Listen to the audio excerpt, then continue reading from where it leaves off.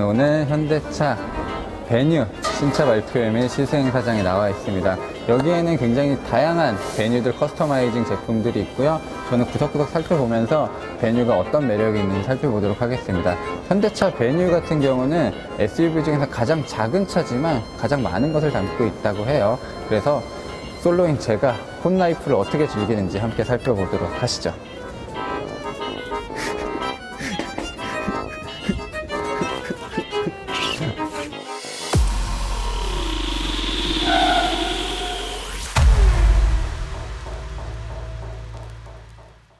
총 10가지 색상을 가지고 있고요.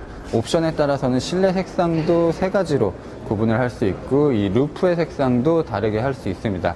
지금 여기에 전시되어 있는 차들은 일단 트윅스 커스터마이징이 된 차들이고요. 주요하게 보실 부분이 이 앞쪽 그릴을 보시면 좋을 것 같아요. 베뉴에 새롭게 적용된 이 십자 모양의 그릴입니다. 이 십자 모양의 그릴이 모던 트림을 나타내는 거고요.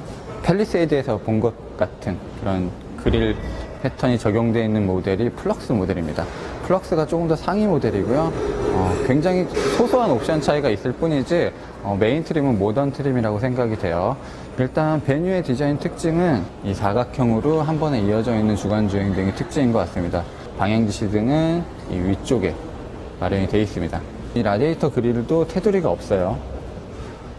테두리가 없으면 조금 더 날카롭게 보이고 선명하게 보이는 효과가 있습니다. 네, 신형 소나타 같은 경우도 테두리를 없애면서 좀 날카로운 이미지, 선명한 이미지를 강조했듯이 베뉴도 작은 차지만 SUV의 이미지 그리고 조금 더 캐릭터를 강조하기 위해서 이런 식으로 테두리를 없앴습니다. 테두리를 없애니까 실질적으로 그릴 면적은 같지만 이 그릴이 조금 더 넓게 포진해 있는 것처럼 보여요. 베뉴에 새롭게 들어간 십자가 그릴을 포인트 준 부분들도 있고요. 이쪽에는 에어 커튼 시스템도 있습니다. 저렴한 자동차지만 가지고 있는 기술은 전부 다 이제 녹아낸 것이 베뉴의 특징 중에 하나예요. 소재나 가공 이런 부분에 있어서는 조금 떨어질지 모르겠지만 갖고 있는 기술들은 전부 적용이 되어 있습니다. 가장 기본 모델은 여기 이제 램프가 있어요. 상위 모델로 갈수록 램프는 사라지고 램프는 이제 사이드 미러에 붙는 거고요. 여기를 이제 바디 색깔과 동일하게도 할 수 있습니다. 자, 휠은 일단 기본으로 15인치 휠이 적용이 되고요. 16인치 휠은 아예 없어요. 옵션으로 17인치 휠을 적용을 할 수가 있습니다. 제가 보기에는 15인치는 조금 너무 깡통 느낌이 있고 17인치 휠이 베뉴와 조금 더 캐릭터가 잘 맞는 것 같아요. 자, 이런 안쪽 내부는 좀 앞쪽은 좀 마감을 잘 해놨어요. 앞쪽은 그냥 여느 B세그먼트 SUV와 크게 다르지 않게 이런 플라스틱으로 덧대놨는데 후륜 쪽 휠하우스 안쪽 부분은 마감이 그렇게 썩 좋진 않습니다. 그리고 저 안쪽은 아예 마감을 해놓지 않았죠. 이쪽에 포인트가 또 된 부분들이 있습니다. 이쪽 지금 플라스틱으로 사이드 부분을 로커 패널 쪽을 덧대놨는데 그냥 울퉁불퉁하게 디자인을 해놨죠. 이 루프라인 그린하우스 이 윗부분이 바디 색깔과 동일하지만 지금 옆에 보이는 이 빨간색 모델은 검은색으로 루프를 처리해놨죠. 그리고 옵션으로 이 베뉴 배지 또 C필러에 붙여놓을 수 있습니다. 뭐 옆에 붙어있는 이런 부분까지 포인트를 좀 많이 두었네요. 이 차가 훨씬 더 예쁜데요? 이런 식으로 굉장히 많은 조합을 할 수 있다고 합니다. 그래서 일단 기본적인 바디 색깔이 10가지나 되기 때문에 그 중에서도 이런 포인트들을 선택을 하게 되면 굉장히 다양한 베뉴가 탄생할 수 있을 것 같아요.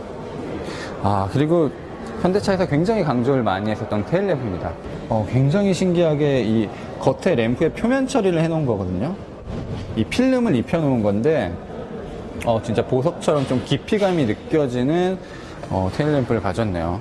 유럽 성당에서 보는 스테인드 글라스 약간 그런 느낌인 것 같습니다. 그리고 이 차는 크기가 작은 차기 때문에 이런 테일램프를 너무 크게 그리고 가로로 너무 와이드하게 해놓으면 이 면 자체가 없어지기 때문에 오히려 차가 작아 보이는 효과를 줄 수 있거든요. 그래서 최소화 시켰습니다. 이 면적은 최소화 시키면서 면을 강조해서 차가 조금 더 넓게 보이는 그런 효과를 가지고 있고요. 실제로 봤을 때 그렇게 작은 느낌은 아닙니다. 그리고 이 범퍼 하단에도 포인트를 준 부분들이 있고요. 이쪽에도 플라스틱으로 덧대놓은 부분들도 그냥 평평하지 않고 굴곡을 주면서 조금 더 멋을 많이 강조를 했습니다. 그리고 방향 지시등이 이 안쪽으로 들어오고요. 그리고 이쪽으로는 아마 후진등, 그리고 후방 안개등이 있다면 들어올 것 같네요. 그리고 후방 카메라는 이쪽에 위치를 했습니다.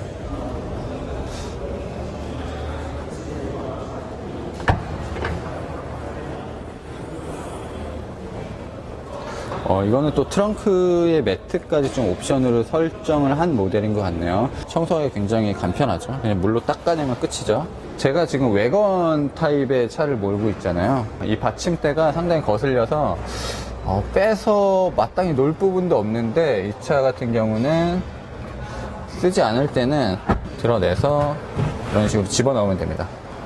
그러면 물건을 높이가 높은 물체를 이렇게 위로 쌓을 때 굉장히 좀 편하게 쓸 수 있죠. 이런 식으로 신경을 써줬다는 것은 굉장히 좋은 일인 것 같아요. 어떻게 보면 C 세그먼트 해치백 이 정도 수준의 공간이 나오는데, 베뉴는 크기를 줄였지만 이런 공간적인 측면은 축소되지 않은 것 같아요. 그래서 뭐 스토닉이나 코나 이런 형들에 비해서 크게 공간이 좁지 않습니다.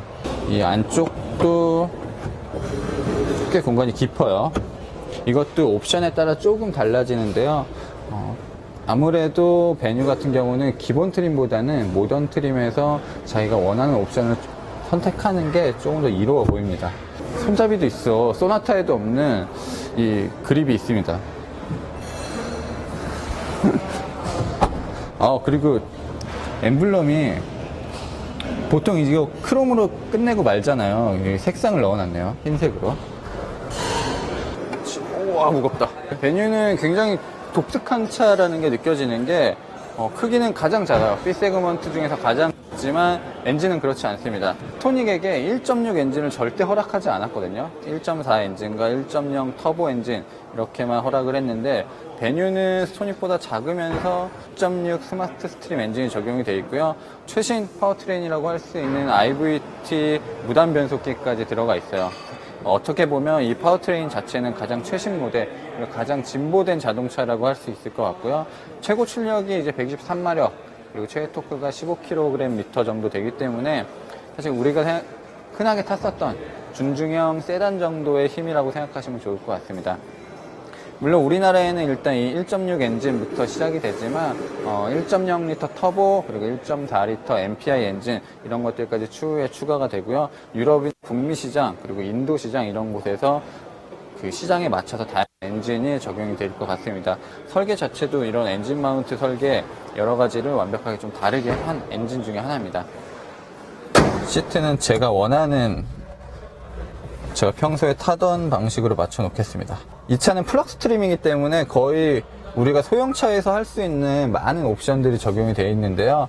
기본 트림을 하게 되면 스티어링 조절이 위아래로만 돼요. 이 모던 트림부터 이제 앞으로 뽑히는 텔레스코픽이 지원이 됩니다. 저는 이 정도로 운전을 하는 것 같아요. 시트 높이를 낮춘 상태지만 확실히 해치백보다는 시트 포지션이 높은 편입니다. 이 차는 작은 차고 톡톡 튀는 그런 느낌이 많이 있기 때문에 흰색으로 포인트를 낸 부분들도 있어요. 부분 섬세하게 해놓은 게 많아요. 이 안쪽 부분도 공기가 이렇게 오픈이다, 그리고 꺼놓는다, 이런 것들까지 표시를 잘 해놨고요. 전반적인 디자인은 현대차가 하는 그런 디자인을 크게 벗어나진 않았습니다. 그리 좋은 소재는 아니지만 확실히 현대차가 이 가공 기술이 훌륭한 편입니다. 가공 기술이 훌륭해서 만졌을 때 촉감이 나쁘지 않아요. 특히 이런 버튼류들은 처리를 굉장히 잘했고, 이런 대시보드 상단 이런 공간도 수납 공간으로 활용할 수 있는 부분들이죠. 이런 안쪽 표면들도 조금 달라요. 옛날 차보다는 확실히. SUV계 경차라고 할 수 있는데 일반적인 경차보다는 품질 수준이 훨씬 더 괜찮습니다. 이거는 그냥 표시만 되네요. 아무것도 조작은 할 수 없고 표시만 되는 부분인 거고. 자, 오토 에어컨이야 심지어. 그리고 공기순환, 이것도 있네. 내 차에는 없는데. 자, 굉장히 그래서 직관적인 이런 공조 시스템이 적용이 되어 있다, 그런 거 확인할 수 있고요. 앞에 USB 포트 2개가 있고 12V 파워 단자도 있습니다. 그리고 뭐 수납 공간 같은 경우는 굉장히 충분한 것 같아요. 컵홀더도 2개가 딱 마련이 되어 있고, 기어 레버도 뭐 코나나 i30, 이런 차들에서 볼 수 있었던 레버가 조금 더 미니멀해진 느낌이에요. 그래서 굉장히 귀엽고 조작감도 좋습니다. 따라락 하는 느낌이 진짜 좋네. 통풍 시트는 적용되지 않았습니다. 지금 스토닉 같은 경우도 처음에는 통풍 시트가 없었다가 나중에 추가가 됐거든요. 아마 베뉴도 추가될 가능성도 있을 것 같아요. 그리고 가운데는 이륜구동 험로 모드라고 하는 이 트랙션 컨트롤 시스템이 적용이 되어 있고, 누르기도 하고 돌리기도 하면서 주행 모드를 바꿀 수 있는 시스템이에요. 그래서 베뉴가 전륜구동이고 사실 주행 성능에서 특히 기대할 만한 게 없지만 주행 모드가 무려 6가지나 됩니다. 나름 SUV라는 거야. 그래서 노멀, 에코, 스포츠, 그리고 버튼 한번 누르면 이제 트랙션 모드들, 스노우, 머드, 샌드 이런 식으로 주행 모드를 설정할 수 있는데요. 전륜구동이잖아요. 전륜구동 모델의 트랙션 컨트롤을 어떻게 하느냐, 일단 VDC 차체 자세 제어 시스템이 이 바퀴의 슬립 이런 것들을 판단을 하고, 그거에 따라서 브레이크의 양 그런 것들을 통해서 토크 제어를 하는 거죠. 결국에는 힘을 밸런스를 좀 맞춰주면서 초반에 출발할 때 미끄러지지 않도록, 그리고 트랙션을 찾도록 도와주는 시스템입니다. 스티어링 휠은 뭐 여느 현대차와 크게 다르진 않고요. 이런 버튼들이 조금 더 저렴하다, 뭐 그 정도라고 생각하면 좋을 것 같아요. 뭐 디지털 계기판 뭐 이런 것도 없고요. 가운데 이 트릭 컴퓨터도 컬러를 지원하지 않습니다. 이게 옵션으로도 없어요. 그럼에도 차선 이탈 보조 시스템이나 뭐 전방 충돌 방지 시스템, 그리고 후측방 경고 시스템 이런 것들까지 선택을 할 수 있어요. 겉에서 보기엔 좀 작다고 생각할지 모르겠지만 실제로 타보면 굉장히 쾌적한 공간이 나와요. 그래서 머리가 닿을 일은 거의 없을 것 같습니다. 시트 포지션을 조금 높여놔도 굉장히 이 공간 자체는 충분히 넓은 공간이 나오고 있고요. 천장 재질이 소나타에서 봤었던 그런 직물 재질과 비슷해요. 그래서 일반적인 우리가 아는 이 헤드라이너와 소재가 좀 다르고 조금 더 고급스러운 느낌이 있습니다. 시트도 지금 이 차는 옵션 패키지가 적용된 모델인 것 같거든요. 직물이긴 한데 이 고무 매트와 약간 세트를 이뤄서 만들어 놓은 것 같습니다. 지금 제가 살짝 둘러봤는데도 시트 종류가 꽤 많았거든요. 그런 것들 보면은 현대차가 베뉴를 통해서 개인화를 좀 많이 한다, 이런 입장을 발표를 했는데 진짜 커스터마이징이 꽤 자유로운 자동차라고 느껴지네요. 사실 베뉴와 코나는 전장 차이가 굉장히 많이 나는 자동차거든요. 그럼에도 실내 공간이 베뉴가 크게 좁다는 느낌이 들지 않습니다. 그리고 스토닉보다 조금 더 작은 차지만 오히려 스토닉보다 넓어요.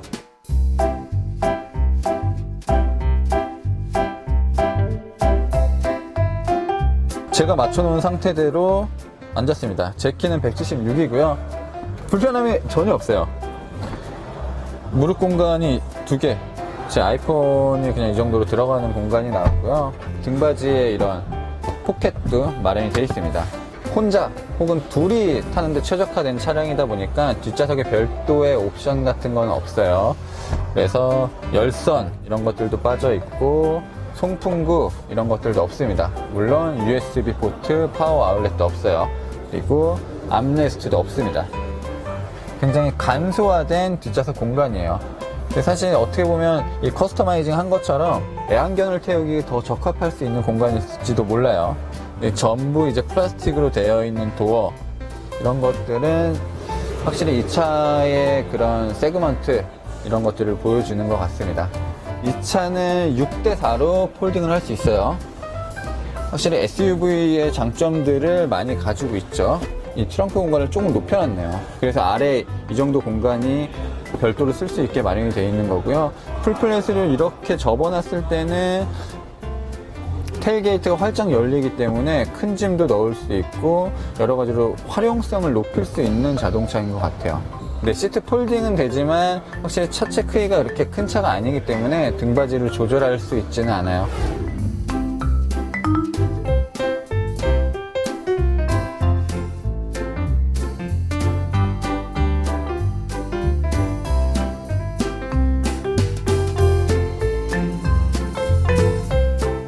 개발 단계부터 GX 패키지를 좀 염두에 뒀기 때문에 여러 가지 특징을 낼 수 있는 모델들이 있습니다. 이 차 같은 경우는 기본적으로 모던 트림의 모델이고요. 여러 가지 좀 옵션을 넣어 놓은 상태예요. 그리고 가장 크게 눈여겨볼 부분은 이제 뒤에 있는 텐트겠죠. 사실 저도 예전에 캠핑했을 때 갑자기 비가 많이 와서 타프를 트렁크와 연결해 본 적은 있거든요. 근데 이 차 같은 경우는 아예 배뉴 전용으로 텐트가 나와서 이런 식으로 꽁무니에 붙게 됩니다. 사실 이렇게 되면 많은 분들이 뭐 배기가스 어디로 가냐 하시겠지만 시동은 끈 상태로 이렇게만 텐트를 연결해 놔도 굉장히 넓은 공간을 쓸 수 있고, 이 기둥이 공기 기둥입니다. 공기 기둥이라 그 타이어 이 공기압 넣고 빼는 기계 있잖아요. 그걸로 바람을 넣어서 이렇게 텐트를 만들 수 있는 거예요. 근데 사진으로 봤을 때보다 실제로 봤을 때가 재질 질감이나 모양도 더 예쁜 것 같습니다. 시동은 걸지 않은 상태로 차에 전원만 켜놓고 전기를 공급받을 수도 있고요. 여러 가지로 이 텐트는 굉장히 좀 기발하게 잘 만들어 놓은 것 같습니다. 물론 현대에서 만든 건 아니고 이 JED, Z 에퀴먼트 디자인 쪽에서 이제 납품을 하는 텐트예요. 이런 연결 부위들, 이 차량 밑바닥과 연결 부위들 굉장히 잘 해놔서 물건을 떨어졌을 때도 손쉽게 잡을 수가 있어요. 자, 이런 식으로도 앉을 수가 있네요. 트렁크가 이렇게 해도 되고, 공간 자체는 진짜 구현을 굉장히 잘 해놓은 것 같습니다.